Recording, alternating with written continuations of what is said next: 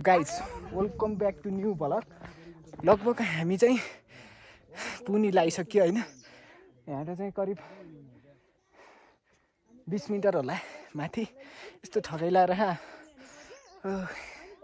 First time vlog बनाएको, अब त्यस्तो केही बोल्न नि आउँदैन है। साथीले चाहिँ भ्लग चाहिँ पहिल्यैदेखि बनाउँदो रहेछन्। मलाई नि यहाँदेखि भ्लग बनाउन चाहिँ लास्ट मन पऱ्यो होइन। जस यस्तो ठाउँ चाहिँ एकचोटि घुम्न आउनु होला।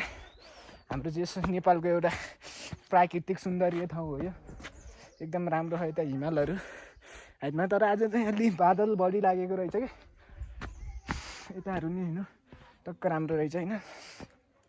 टक्क म नि यस्तो हेन्सम देखिन्छु टक्क लाएर क्या छ। तर हामी अलि वहाँ बेनीबाट चाहिँ हामी लगभग करिब कति घन्टा समथिङ 2.5 घन्टा 3 घन्टामा चाहिँ हाम्रो बाइक स्कुटरको यात्रामा यहाँ चाहिँ आउन सकियो।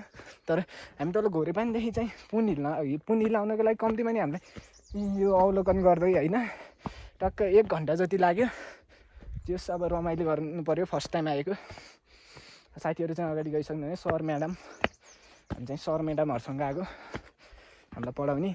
त्यसपछि यता चाहिँ साँच्चै सुन्दर रहेछ कि यता नसोचेको। अहिले अब फर्स्ट टाइम आएको यत्रो 48 हाइटमा है।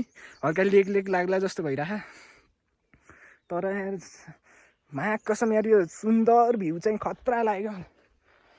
बब्बाल खतरा मनै छु यो यार। तर म कमाउने भएछ भने म पछि फेरि यही ठाउँमा आउँछु अहिलेको र। अनि अहिले म कस्तो छु अनि फेरि पछाडि कस्तो हुनेछु होइन गाइज। अब यो भ्लग भनेको चाहिँ एउटा सम्झना हो सानोदेखि ठुलो यात्रासम्मको लागि। हामीले अब सानैदेखि अब जस आफू चाहिँ यसो घुलमिल हुनु पर्दो रहेछ क्या यस्तो प्राकृतिक ठाउँहरूमा, जस यस्तो रमाइलो ठाउँहरूमा होइन। जस हामी धेरै साथीहरू त उहाँ पुन हिल गरेर चढिसक्नु।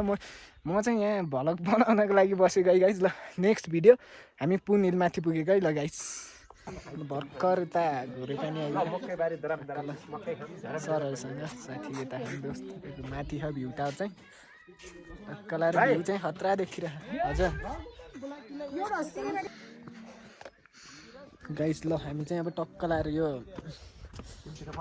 माथि चढ्न लाग्यो भर्याङ होइन। यस्तो राम्रो रहेछ जस्तो रङ्ग लाग्ने है। हो यस्तो बबाल आउने रहेछ है। तर है खतरा ठाउँ।